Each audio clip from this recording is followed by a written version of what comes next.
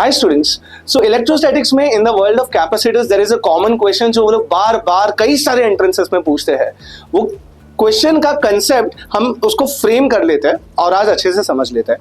Question usually क्या होता है कि आपको एक कंडक्टर दिया होता है, एक और कंडक्टर दिया होता है, इसका चार्ज Q1 दिया होता है, इसका चार्ज Q2 दिया होता है और वो लोग कहते हैं अगर आपने इसको कनेक्ट कर दिया, मान लो इसका पोटेंशियल V1 है, इसका पोटेंशियल V2 है, कनेक्ट कर दिया तो उसके बाद में कॉमन पोटेंशियल कितना है। ऑब्वियसली अगर दो कंडक्टर्स को कनेक्ट करते हो तो चार्ज एक बॉडी से दूसरे बॉडी में फ्लो होता है तब तक जब तक दोनों में क्या ना हो जाए, पोटेंशियल सेम ना हो जाए, कॉमन पोटेंशियल रीच ना हो जाए।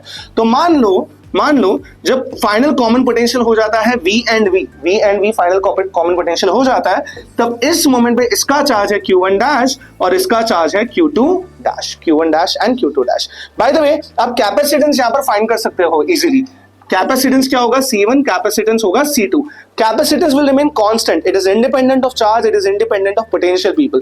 कैपेसिटेंस डिपेंड करता है मटेरियल्स पे, एरिया पे, डायमेंशंस पे। It is epsilon naught A/D for example parallel plate capacitors के लिए। So it is going to be independent, it's not going to change. यहां पर भी इट विल रिमेन C2, यहां पर भी इट विल रिमेन C2।